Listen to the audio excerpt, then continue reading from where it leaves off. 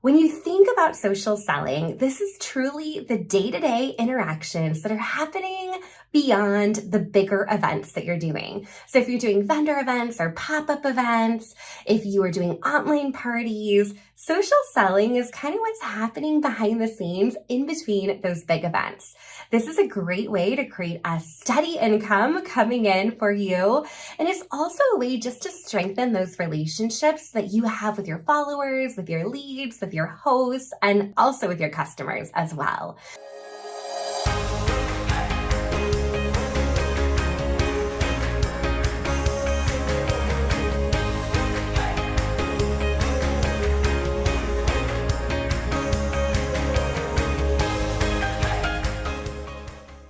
Hey, Becky Lander here with Modern Direct Seller. I'm so excited to be here with a brand new training all about Social Selling Simplified.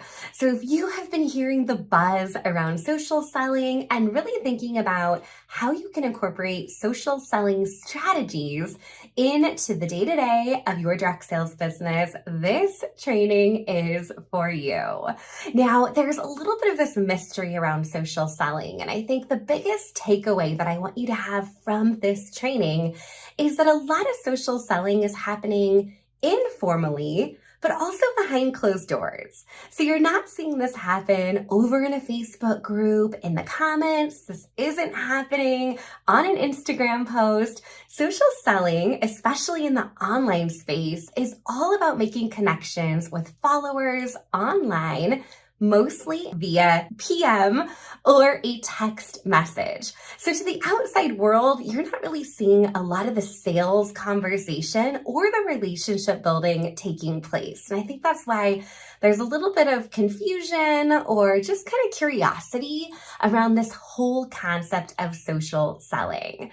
So when you think about social selling, this is truly the day-to-day interactions that are happening beyond the bigger events that you're doing. So if you're doing vendor events or pop-up events, if you are doing online parties, social selling is kind of what's happening behind the scenes in between those big events. This is a great way to create a steady income coming in for you. And it's also a way just to strengthen those relationships that you have with your followers, with your leads, with your hosts, and also with your customers as well. So super excited to dive into this topic in a little bit more detail. And as we do that, I first want you to really think about who your ideal customer is. Who is that person? Where are they hanging out? What do they like to do? What are they all about in their life? Because the more you know about them, the more you can create content and you can be really intentional about where you go, whether that's online or in person, to connect with this ideal audience that you're hoping to attract into your business, either as a customer, host, or of course a teammate as well. Let's talk about where we're finding that new customer. I know oftentimes we can feel like we're in a little bit of a rut or on a hamster wheel where we feel like we just keep selling to the same people and going back to them over and over and over again. There's a lot of data out there, in fact, that direct sales companies are tracking around the amount of new customer acquisition coming in versus the amount of repeat customers. Of course, we love our repeat customers.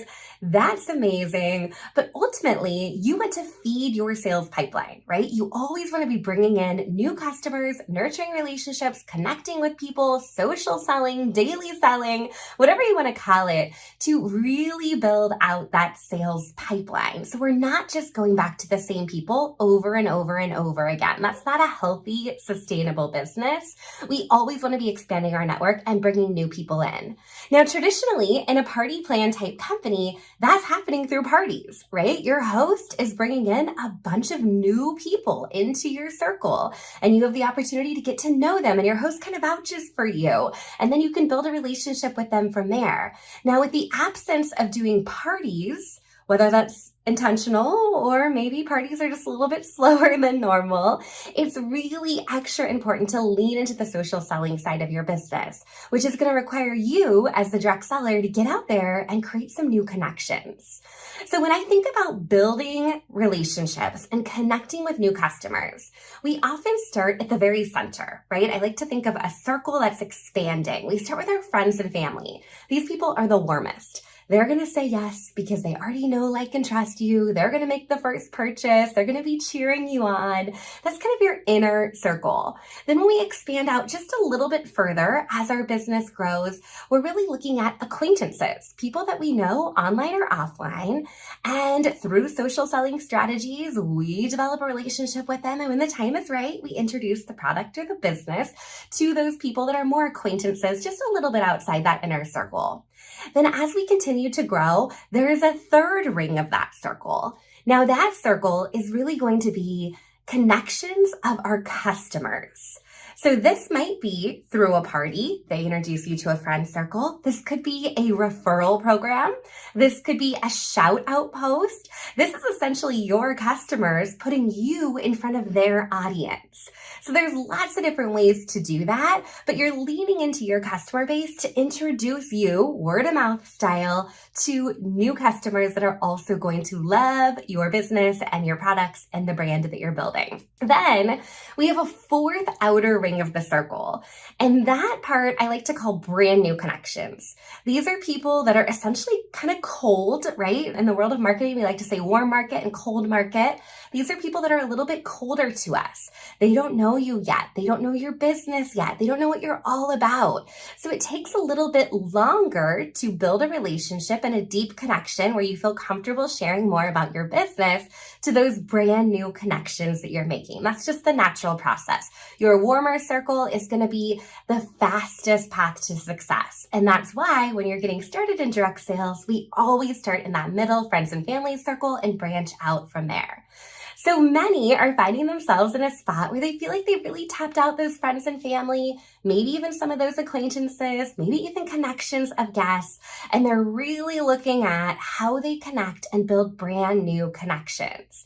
So if that sounds like you, social selling might be the space that you want to be spending a little bit more time in. Fostering those relationships and being intentional about connecting with your target audience, again, online or offline. So first, let's talk about number one, the online space, right? So if you're hanging out online, pick your favorite social platform. If it's Facebook, you might be hanging out in a Facebook group. You might be sharing valuable content. You might be connecting with members of that group. You're being intentional about how you're showing up and networking and connecting with people in that group. Now, if you're on Instagram, you have a little bit of a different reach there on Instagram when it comes to people that are brand new connections. You can kind of take a peek at their profile, their bio, see if they kind of fit into that ideal customer that you've defined. And then you could begin interacting with their account. That might be leaving a comment, that might be leaving a heart, that might be responding to a story, but being intentional about engaging with those people that are of your target audience. So once you've engaged with them, and it's a little bit of a dance at this point, right? A little bit more of an art than a science here. You have some back and forth conversation over time. Sometimes this happens really fast.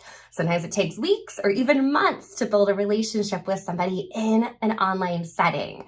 So when you're on those platforms, you're really showing up, you're connecting, and all the while you're going to be building your personal brand so they can learn a little bit more about who you are and what you're all about while you're being intentional about connecting with those followers. And then again, when the time is right, you're going to introduce a little bit more about the business. You're going to be listening really closely to see if they have any challenges that you can provide a solution to. Nobody wants to feel sold to, but they do love it when people share a solution to a challenge or a problem that they're facing. So that's going to be more in the online social media space. And then number two, I want you to also think about getting out of the house, right? So when we think about social selling, we don't always think about in person, but this is the time to really get out there and make some great connections in your community. Maybe you're volunteering. Maybe you join a community group. Maybe you're doing some networking in a business group. All of these places are great in-person ways to connect and make brand new connections. Maybe it's simply just being a bit more social. And the next time somebody invites you to something and there's people there that you don't know, you say yes, then you get a little bit bold and you make connections and you say hello and you get to know people and you step out of your comfort zone and you're building those brand new connections in your community in person. Now, the third way that you can bring people into your world is a little bit more of a passive strategy, but I want to throw it out there as you're thinking about building your brand online. When you're creating engaging content, that is inviting your ideal customer to engage back with you. So as you're showing up on social, I really want to encourage you to make sure that you have a call to action on every single post that you're putting out there. And what a call to action means is telling your followers, telling your leads, your future customers what you want them to do next. So that could be, hey, follow me here. Hey, learn more about my business here. Hey, check out the link in my bio. Drop a keyword in the comments and I will send you this valuable resource. Hey, hit me up and send me a DM if you want to learn more. All of those are calls to action. And the more intentional we can be about creating valuable content designed specifically for our target audience with a clear call to action is basically the perfect formula for social selling. You're putting yourself out there and you're inviting people to connect with you so you can prioritize who you're reaching out to and building relationships with, and then eventually going ahead and sharing more about your product and your business as well. So those are my top 3 strategies when it comes to social selling. Of course, connecting online, on social, building connections. The second one would be getting out of the house and going to connect with people in real life. And then that third one is just creating really engaging content with a call to action that's going to invite people into your circle and make a brand new connection with you. So with that said, I'm super excited for you to work some social selling into your marketing strategies moving into this year. There's tremendous opportunity in the social selling space. And I also want to clarify that, it's really important that you're authentic and genuine and show up as you when you're having these conversations. It is going to feel like a lot of back and forth messaging. That's a big piece of social selling. So it's not necessarily easier than hosting a party or doing a vendor event or going to a networking event, but it's another strategy to put yourself out there and expand your network and bring in those brand new customers, especially if you feel like you've really been spending a lot of time in those inner circles of friends, family, acquaintances, and then connections of your customers. So if you're at that stage in your business and you're excited to branch out and reach brand new customers, definitely lean into the social selling space. I look forward to hearing more about how you apply these strategies in your business. Until next time, let's get out there and make it a great day. Take care, everyone.